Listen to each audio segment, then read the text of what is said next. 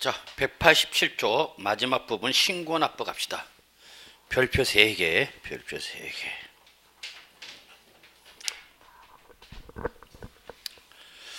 올해도 2015년도에 나온다고 예상했었고요. 역시 나왔고요. 내년에도 또 나올 수 있는 부분입니다. 그래서 요 신고납부 좀 잘 보죠. 신고납부는 이제 납세무 이행 방법이죠. 부가징수. 그래서 기본이 원칙이 역시 뭐다? 신고 및 납부다. 그러니까 액션을 누가 취하는 거예요, 여러분? 액션을 누가 취하는가? 양도자라는 납세 의무자가 취하는 거죠. 물론 신고 및 납부가 이루어지지 아니하면 예외적으로 어디로 가는가? 정부 부가 과세 제도로 가는 거죠. 이때 갈 때는 원칙이 신고 및 납부인데 예외인 정부 부가과세, 즉 신고 및 납부를 했다 안 했다? 안 했다. 얘를 안 했을 때는 어디로 가는 거예요, 여러분? 부가과세. 네가 스스로 신고하고 납부해야 되는데 했다 안 했다? 안 했다. 그러면 정부 부가세로 가는 거죠. 그 대신 갈 때 그냥 가 못 가? 못 가. 뭘 끌고 가야 돼요, 여러분? 가산세 끌고 가죠. 항상 원칙에서 예외로 바뀔 때는 그 예외로 가는 대가인 뭐를 치른다? 가산세라는 대가를 치는 거죠. 그러면 항상 양도소득세는 누가? 양도자라는 납세 의무자가 법정 신고 기한까지 스스로 신고하고 뭐하라? 납부하라 그 얘기죠. 그래서 여기서는 제일 중요한 게 바로 뭐냐면 신고 기한입니다. 신고 기한. 이거를 공인중개사인 여러분이 설명해 주실 수 있어야 된다. 누구한테? 양도자한테. 납세무자 네가 스스로 법에서 정하고 있는 신고기한에 뭐하라 여러분? 신고하고 and 반드시 뭐하라? 납부하라 그 얘기죠. 그러면 여러분 소득세는 무슨 세라고 그랬죠 여러분? 기간세입니다 그랬어요. 기간세. 일정한 기간을 과세 단위로 해서 부과되는 거죠. 그래서 이때 그 일정한 기간은 소득세법상 영년주의에 따라서 1월 1일부터 12월 31일 1년을 1과세 기간으로 하는 거죠. 그래서 소득세는 1년 단위 과세죠. 그러면 1년 동안에 벌어들인 소득을 계산해서 다음 년도 언제? 5월 달에 어떻게 하라는 얘기야? 소득세를 신고하고 납부하라 그 얘기죠. 1년이 지나야 1년 동안 소득이 확정될 거 아니야. 그러니까 1년 소득을 확정하려니까 1년 지난 다음 년도 언제? 5월 달에 그 직전 연도에 발생한 소득에 대한 소득세를 어떻게 하라? 신고하고 납부하라. 요때 요거를 바로 뭐라냐면 확정신고 납부랍니다. 확정신고 납부랍니다. 그러면 결론, 소득세는 언제가 돼야 돈이 들어오는가? 다음 연도 5월달 돼야 국가에 이제 소득세가 납부가 되는 거야.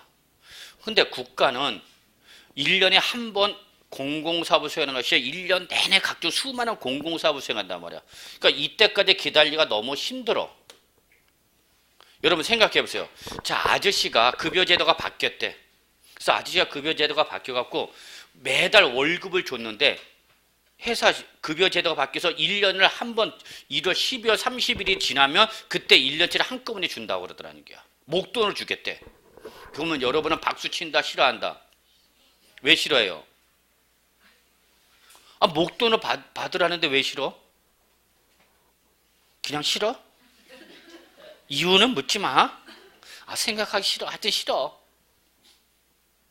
왜 싫으냐고 왜? 1년 후에 12월 30일 지나서 다음 년도 1월 1일 날 한 1년치 한꺼번에 주겠대 목돈으로. 그 왜 싫으냐고 여러분 입장에서는. 그냥 싫어? 그냥 세법 싫은 것처럼 그냥 싫어? 그렇죠. 1월 1일 12월 30일 지나서 주겠다면 그때까지는 나는 뭐 먹고 살 거냐고. 한 달도 길어 짧아? 엄청 길잖아. 돈 들어오는 거는 엄청 길고 돈 나가는 건 매일 나가잖아. 매일. 누구도 똑같아. 과세 간청도 똑같은 거야. 이게 소득세가 1년에 한 번 들어오면 그동안 뭐 갖고 버틸 거냐는 얘기야. 그래서 내가 올해 부동산을 3번 양도했어요, 여러분. 세 번 양도해서 한 번은 100, 한 번은 20의 손실이 발생하고 한 번은 10의 손실. 그러면 이거를 1년치를 어떻게 하라는 얘기야? 합산해서 그 1년치에 대한 소득에 대한 소득세를 다음 연도 언제 내라는 얘기야? 5월달 내라는 얘기죠. 그러니까 1년치를 확정하면 이날이 지나야 되는 거죠. 그렇죠? 이게 지나야 1년치에 대한 소득이 확정될 거 아니야. 그럼 소득세가 다음 연도 5월달 들어가 과세 관청이 너무 힘들어. 그래서 원래는 언제 내는 거지만 5월달 내야 되는 거지만 그때까지 과세 관청이 기다리기가 너무 힘드니까 너 부동산을 뭐 하면 부동산 등을 뭐 하면 양도하면 그 양도 물건에 대한 소득세를 일정한 기한에 요 양도 물건에 대한 양도 소득세를 어떻게 하라는 얘기야? 신고하고 납부해달라 그 얘기야. 양도를 하면 양도한 날부터 일정한 기한 이내에 그 양도 물건에 대한 소득세를 어떻게 하라는 얘기 여러분? 신고하고 납부하라는 얘기죠. 그럼 내가 올해 부동산 3번 양도했어. 그럼 원래 3번 양도한 걸 합쳐서 다음 연도 언제 내는 거지만 5월달 내야 되는 거지만 그렇게 내기에는 과세 관청이 너무 힘드니까 네가 뭐 할 때마다 양도할 때마다 그 양도 물건에 대한 소득세를 어떻게 하라는 얘기야? 신고하고 납부하라는 거야. 이걸 바로 뭐라냐면 양도소득 과세표준 예정 신고 납부랍니다. 그래서 결론은 양도소득세 신고 납부는 몇 가지로 구분하냐면 2가지로 구분하는 거예요. 뭐와? 무슨 신고와? 확정신고와 뭐로? 예정신고. 뭐가 원칙이고? 확정신고가 원칙이고 이게 뭐야 여러분? 예외. 그러면 자 여러분이 출제위원이야? 그럼 여러분은 당연히 원칙을 좋아해? 예외를 좋아해? 제가 누차 우리나라 국가고시는 원칙보다 뭘 좋아한다? 예외를 좋아한다. 예외를 잘 봐야 되는 거야. 그러니까 결론 두 예정신고와 무슨 신고가 있지만 확정신고가 있지만 시험에서는 뭐가 더 중요하다? 예정신고야. 별로서 이게. 얘는 그냥 기본적 개념만 잡으시면 되는 거예요. 그래서 결론 양도소득세에서 말하는 신고는 몇 가지로 구분할 수 있다? 예정신고와 확정신고. 근데 가끔 가다가 수업을 제대로 안 들으신 분이 꼭 딴소리예요. 수업을 충실하게 들으시는 분 문제가 없는데 꼭 수업 제대로 안 들은 애가 나중에 딴소리예요. 여기 뭐라고 되어 있어요 여러분? 그러니까 어떻게 해석하냐면 이 사람은 부동산을 양도하기 전에 먼저 양도할 걸 예정해놓고 소득세부터 먼저 내라는 얘기냐 이렇게 또 해석을 하는 사람들이 있어요. 꼭 못된 사람들이 있어요. 아니 교수님 부동산을 양도하기 전에 먼저 소득세부터 내고 양도하라는 얘기입니까? 그래서 뭐 학원 선생님은 묻어버렸어 화장실에다가. 그래서 지금도 비만 오면 예정신고 그래. 여기서 예정이라는 것은 양도하기 전에 내라는 얘기가 아니라 언제 낼 거? 다음 연도 5월달 확정 신고하기 전에 그 전에 먼저 미리 요거를 예정해서 신고하고 납부하라는 얘기지 양도 전에 소득세를 내고 양도를 하라는 얘기가 아니란 얘기예요. 이해하셨죠 여러분? 예, 그래서 결론 예정신고와 뭐로 구분하는데 확정신고로 구분하는데 시험에서는 뭐가 더 중요하다 여러분? 예정신고가 중요하죠. 자 그래서 보죠 한번. 그러면 예정신고 보세요. 예정신고 의무자 별표 하나. 그 다음에 역시 시험에 중요한 건 뭐가 더 중요하냐면 신고 기한이 제일 중요한 거예요. 신고 기한.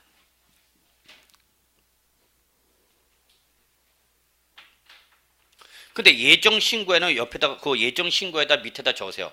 파생상품은 X. 파생상품은 예정신고란 게 없어요.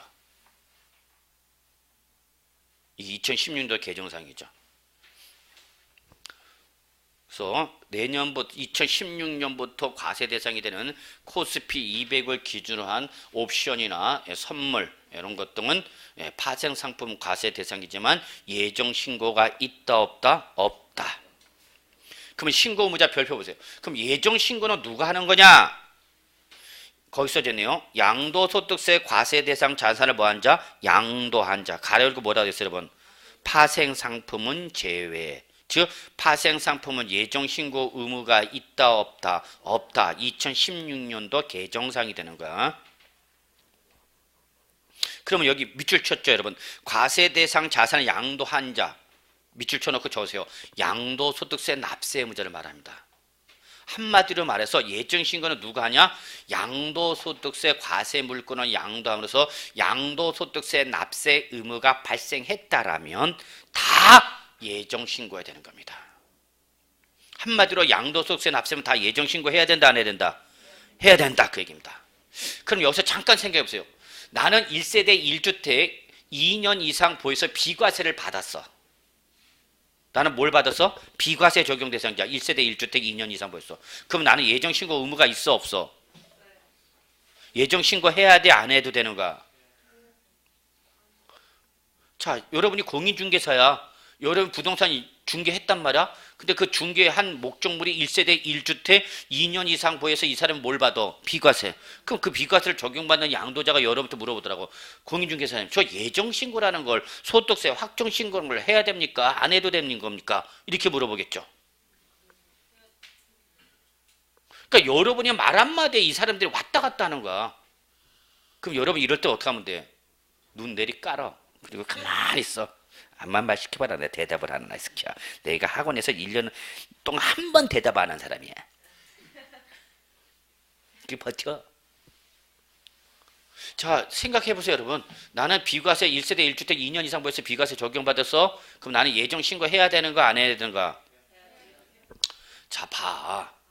제가 비과세를 설명할 때 비과세라는 것은 과세권자가 과세권을 사전에 포기한 것으로서 납세무 자체가 발생한다, 안 한다? 안 합니다.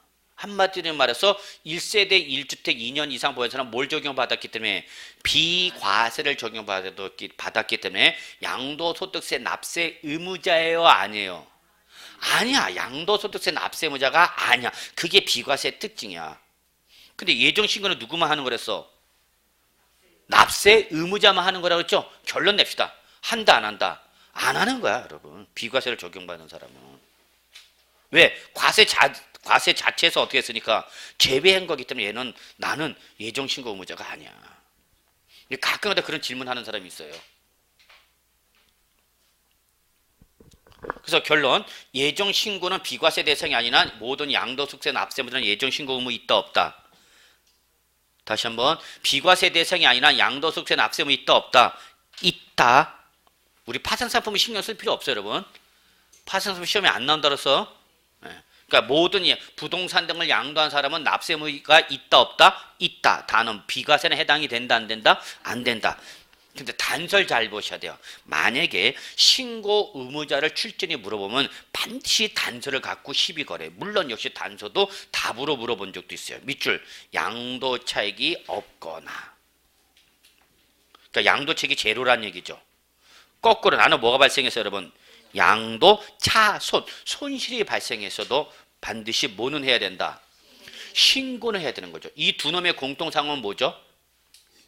양도차익이 없거나 양도차손이 발생했다. 이 사람들의 공통상은 뭐죠? 네, 납부세액이 없죠. 납부세액이. 양도소득세는 양도차익이 나와야 된다고 그랬잖아. 근데 여기는 양도차익이 없거나 양도 뭐가 발생해서 손실, 그러니까 납부세액은 있어 없어? 없죠. 그러니까 납부할 게 없다라고 뭐는 해다오? 신고는 해다오. 그 얘기 여러분. 아저씨가 아침에 나가면서 나 오늘 저녁에 늦게 들어와. 그래. 고마워. 그랬죠.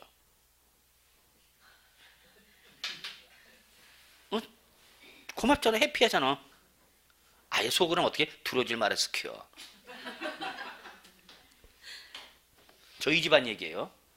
그래서 제가 나 오늘 늦을 것 같아. 그러면 우리 집사람 얼굴이 막 펴. 그래. 그러면서 마지막 저한테 하나를 물어봅니다. 뭘 물어보냐면 그러면 저녁을 먹고 들어오는가 안 먹고 들어오는가? 그게 더 중요해. 저희 집사람은. 결혼하면 이렇다. 환상을 깨. 3일이면 끝이야. 물어봐. 선배들한테. 딱 3일쯤은 난 끝이야. 자, 여러분. 저녁을 먹고 들어와 안 먹고 들어와 이렇게 물어보더라고요. 그러면 결국은 제가 저녁 먹고 들어간다 얘기하면 저녁 준비할 필요가 없는 거죠. 똑같아. 이 사람도.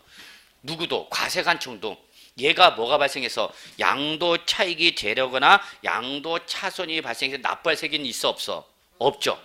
그러면 얘가 뭐도 안 하면 신고도 안 하면 과세관청은 제3자 항상 얘가 납부할 게 있는데 납부를 안 하는 건지 납부를 할 게 없어서 납부를 하는 거 안 하는 건지를 알아 몰라. 그러니까 납부할 게 없다라고 뭐는 해다오? 신고는 해다오 그 얘기야. 이해하시겠어요 여러분? 그러니까 출제는 이렇게 말을 바꾸는 거죠. 시험에서는 양도소득세 납세는 다 예정신고 의무가 있다. 단 양도 차익이 없거나 양도 차손이 발생할 때는 신고 의무가 없다. 이렇게 말을 바꾼 거야. 그럼 마저 틀렸다. 이게 최근 기출 문제야. 그러니까 여러분 공부할 때 저는 누차 강조해요. 이게 시험에 나온다면 어떻게 나올 거냐를 여러분 스스로 자꾸 예상해야 된다는 얘기죠. 결론. 양도 차익이 없거나 양도 차손이 발생해도 뭐는 해야 된다? 신고는 해야 된다. 이때 그럼 언제까지 할 거냐가 바로 신고기한이죠. 별표 3개 시뻘겋게. 이게 제일 중요한 거야. 출전 입장에서는. 역시 여러분은 부동산 등과 주식 등인데 뭐만 보면 돼?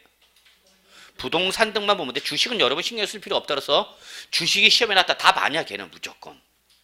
답은 어디서 찾아요 여러분? 부동산. 자 원칙 봅시다. 원칙을 잘 보셔야 돼요. 이거는 원칙. 양돌이 속하는 달에 자 말일부터 기산점이 뭐예요 여러분? 말일이야 양도일이야? 말일이야. 기산점을 잘 보셔야 돼요. 양도일이 아니라 양돌이 속한 달에 말일부터 몇 월 이내야? 2개월 이내죠. 그러면 예정 신고에는 항상 끝자가 뭐가 나와야 되냐면 말일이 나와야 되는 거야. 이해하셨나요? 자 보세요. 제가 오늘 며칠이죠 여러분? 오늘이 12월 29일이야? 아이고 2015년도 다 갔구나.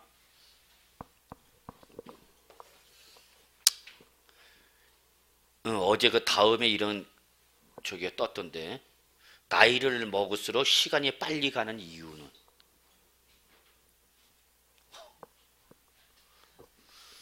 자 오늘 양도했어요. 오늘 매매 대금이 청산됐어. 그러면 매매 대금이 청산된 날 이 12월 29일 날 우리는 뭐를 보고? 양도일로 보고 이에 대해서 예정 신고기는 언제까지 되는가? 양돌이 속한 달에 무슨 날 기준 잡고 말일 잡고 그로부터 몇 월 이내야? 2월 이내죠. 그러니까 언제 되는가? 당연히 다음년도 내년 2월 며칠이야? 28일이야 29일이야 30일이야 신경 쓸 필요 없이 여러분은 무조건 뭘로 몰아버리라고? 말일로 몰아버리라고. 그러면 내년 2월 달이 28일이냐 29일이냐 30일이냐 물어볼 필요가 없어. 그러니까 여러분 간단해. 말일이 기산점이 되는 것은 말일로부터 몇 월 이내니까 2월이니까 항상 기한은 뭘로 끝나야 된다? 말일. 이것만 기억하시면 돼요. 이거를 공인중개사인 여러분이 부동산 양도자한테 얘기를 해줘야 된다는 얘기죠. 자, 그럼 결론 냅시다. 12월 29일 날에 양도일 때 예정 신고기한은 언제예요? 2015년, 여기 2010, 연도 분명히 명시합시다. 2015년 12월 29일 날 양도했다? 이에 따른 예정 신고기한은 언제라고 대답을 해 주셔야 되는 거예요? 2016년 2월 말이 되는 거죠. 자, 그럼 하나 더 물어볼게요. 그러면 2015년 12월 29일 날 양도했을 때의 저 양도에 대한 확정 신고기는 언제요? 2000 몇 년? 16년이야? 2017년이야? 여봐서 이제 또 당황하는 거지. 확정 신고기를 물어봤어. 예정 신고는 지금 못을 박았잖아. 그럼 이제 확정 신고는 언제냐고? 몇 년도가 중요한가요? 여기서는 2016년 5월 말이 돼야 되는 거죠. 이해하셨어요? 그래 여러분 예정 신고기한과 뭐를 명시할 수 있어야 돼? 반드시 확정 신고기한을 명시할 수 있어야 되는 거죠. 됐나요? 예, 그래서 결론 잡읍시다. 양돌이 속한 달에 말부터 몇 월 이내야? 2월 이내야. 2월 이내. 시뻘겋게. 예배는 나중에 합시다. 이거는 공법에서 여러분 국토이 계획 및 이용에 관한 법률에 따른 토지 거래 계약 허가 구역 배우셨나요 혹시? 토지 거래 계약 허가 구역 내에서 토지의 매매를 하기 위해서는 누구의 허가를 받아야 돼요? 시장, 군수, 구청장의 허가를 받아야 돼요? 허가를 받지 못한 매매는 배웠다며.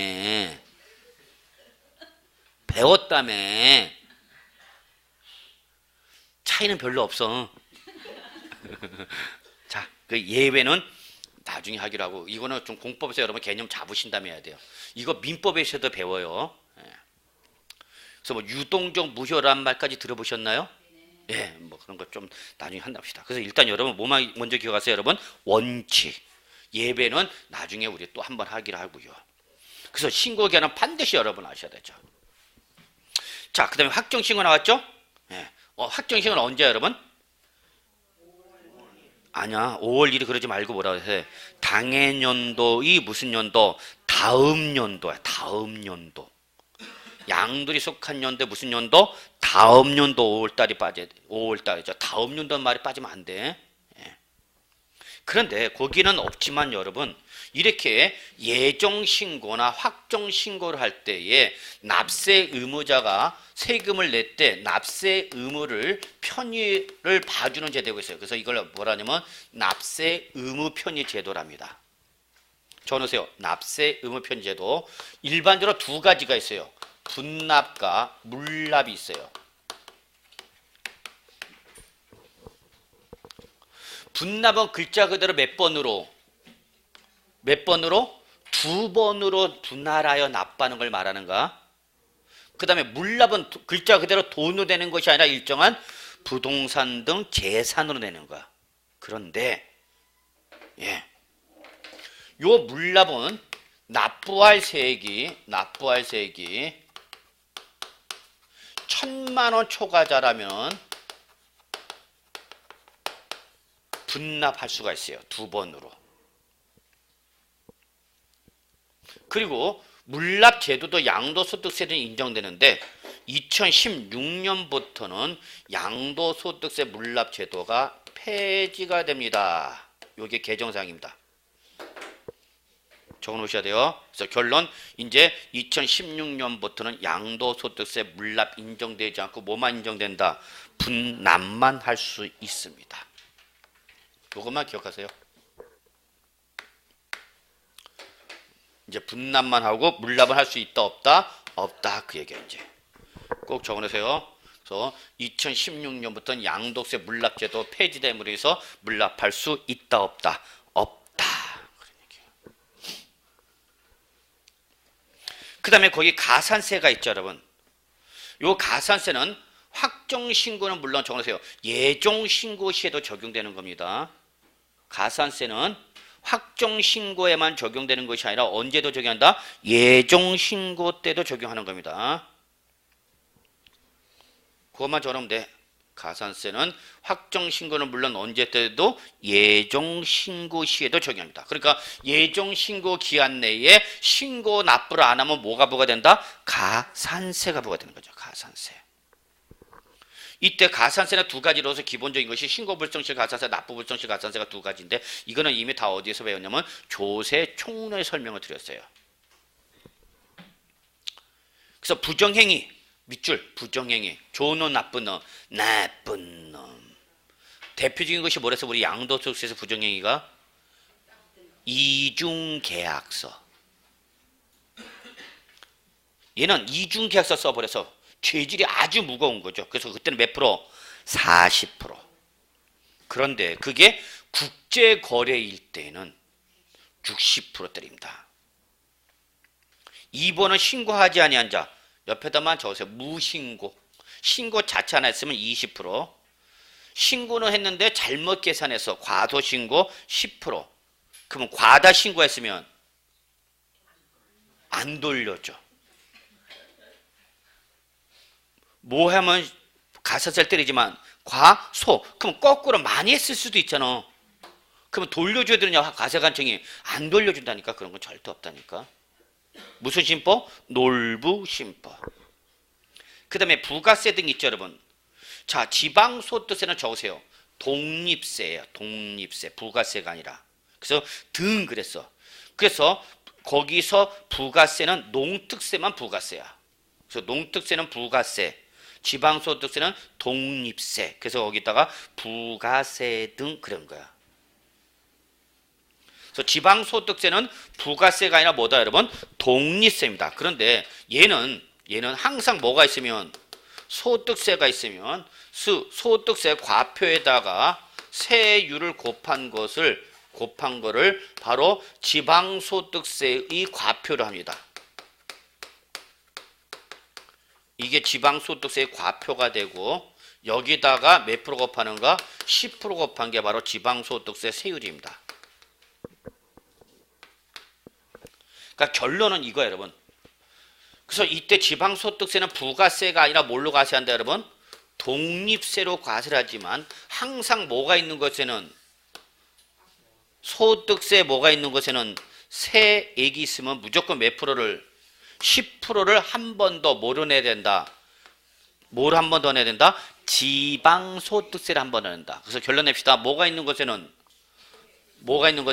소득세가 있는 것에는 무조건 몇 프로 쫓아온다? 10% 쫓아. 근데 예전에는 부가세로 과세를 했는데 이게 법 개정이 되면서 뭐로 부과한다? 독립세. 그래서 이렇게 소득세에 대해서 부과되는 지방소득세를 뭐라 하냐면 개인 지방소득세를 합니다.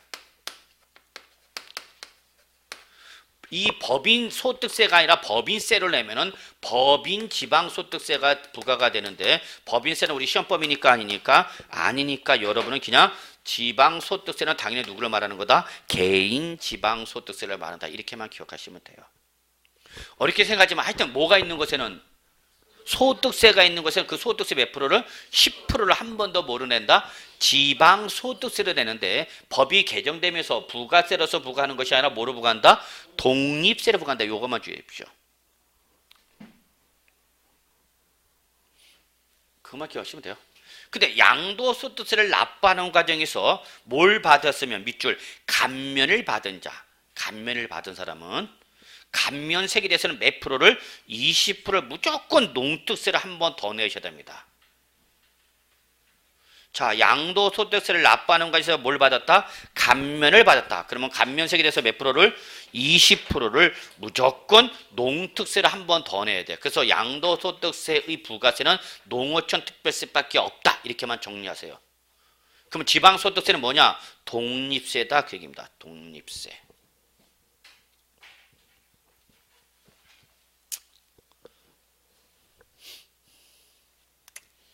그러면 이거예요, 여러분.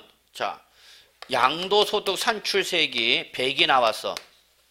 산출세액이 100을 나왔는데 여기다가 감면세액을 50% 그러면 반반이 헷갈리니까 이렇게 합시다.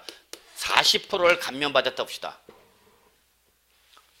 그러면 감면을 받다는 산출세액에서 몇 프로를 빼란 얘기야? 40%를 빼란 얘기야. 그러니까 얼마 빼란 얘기야? 40% 빼란 얘기야. 그러면 소득세로 납부할 세액은 얼마가 되는 거예요, 여러분? 60이 되는 거죠. 60. 이해되세요? 그럼 무조건 소득세가 있는 것은 요 놈의 몇 프로? 10% 얼마를? 6을 뭘 한 번 더 내라? 지방소득세를 한 번 더 내라. 그 얘기 여러분. 이해되시죠? 항상 뭐가 있으면? 소득세가 있으면 그 소득세 몇 프로를? 10% 한 번 더 뭐를 낸다? 지방소득세. 근데 납부를 하는 과정에서 얘가 뭘 받은 게 있네? 감면을 받은 게 있으면 요 감면세에 대해서 몇 프로를 20% 얼마죠? 그러면 8이죠. 8을 한 번 더 뭐로 내라는 얘기야? 농어촌 특별세를 한 번 더 내야 된다. 그 얘기야, 여러분. 적어 놓으시고요. 그래서 요 소득세에 대한 부가세인 농어촌 특별세와 독립세로 부과되는 지방소득세의 개념을 좀 잡읍시다. 그럼 우리 아까 결론 미등기 양도할 때 몇 프로 했죠, 여러분? 양도소득세율 70% 했죠. 그럼 당연히 70% 몇 프로? 10%면 몇 프로가? 7%를 한 번 더 뭐로 내는가? 지방소득세. 결론 세부담주는 몇 프로가 되는가? 미등기 양도면 77%야. 77%. 엄청 무서운 거예요, 여러분. 77%면. 그럼 과표가 1억이다. 그러면 과표가 1억짜리인데 미등기 양도했다. 그럼 몇 프로를? 77% 소득세와 지방소득세 빼가겠다는 얘기야. 그럼 과표 1억 원에 77%면 얼마를? 7,700만 원을 세금으로 내고 나머지를 나보고 먹으라는 얘기야. 에이씨, 그때 너 다 먹으라고 줘버려야지. 그래서 제일 높은 세율이 바로 뭐예요, 여러분? 미등기 양도소득세예요. 그러니까 여러분 양도소득세 뭐 하다 걸리면 미등기 양도하다 걸리면 다 환수해 버리겠다는 얘기입니다. 우리나라 세율에서 최고 높은 세율 중이에요. 하나요. 이거보다 더 높은 게 있어요. 70%보다 더 높은 게 있습니다. 국세 중에서 몇 프로짜리가 있을 것 같아요, 여러분? 90%짜리가 있습니다. 90%. 세율이 몇 프로다고? 90%. 그러면 총 세부담률은 몇 프로 되는 거야? 99%야. 왜? 90%에 10%면 9%가 또 붙어. 소득세 중에서 90%짜리가 있다고. 그게 뭘까요? 90% 때리는 소득세율이 있습니다. 뭐냐면 바로 비실명 금융자산. 비실명 예금이나 배당을 받을 때 은행에서 받으면 은행에서 비실명 예금 이자를 지급할 때는 99% 소득세 등으로 환수해 버립니다. 이해하세요? 그러면 다 세금으로 다 빼가겠다는 얘기야. 무슨 거래하면? 비실명 거래면. 금융실명 거래 및 비밀 보장에 관한 법률에서 비실명 거래 은행 예금 등을 은행에서 받을 때는 그 지급하는 은행이 하는 이자 지급액의 99%를 빼버리는 거야. 그러니까 먹는 게 있어 없어? 없어. 그러니까 다 실명으로 전환시켜라 그 얘기죠. 이게 바로 김영삼 정부 때 만들어진 거죠. 비실명 거래. 그래서 부동산 죄송합니다. 그때 만들어진 것이 이제 우리 부동산 실명제, 금융 실명제, 다 실명제. 그래서 김영삼 전 대통령의 가장 치적으로 내세우는 게 바로 그 실명제를 도입했다는 겁니다. 그래서 그 당시 정치적 상황 뭐 나이 드신 분 다 뭐 왜 했는지는 이해를 하실 거라고 보고. 그래서 여기까지 해서 여러분 보고 국외자산 있죠? 국외자산 들어가지 마. 제가 들어갈 때만 들어가. 국내 것도 모르는데 국외 나갔다는 못 들어오는 수가 있어. 그래서 여기까지 해서 여러분 우리 인문가정 강의 마무리하도록 하겠습니다. 비록 인문가정이지만 제가 중요하다고 한 부분은 언제든지 시험에 나올 수 있는 부분이기 때문에 꼭 좀 여러분 이 책에도 잘 이용하실 필요가 있습니다. 정말 나중에 보시면 알겠지만 기본세에서 제일 중요하다는 엑기스들만 뽑아놓은 겁니다. 그래서 나중에 개정된 거 가지고 한번 보충 정리하면 나름대로 서브노트로도 활용할 수 있을 정도가 됐고요. 자, 그래서 여기까지 해서 우리 부동산 세법 입문과정을 마무리하도록 하겠습니다. 수고하셨습니다.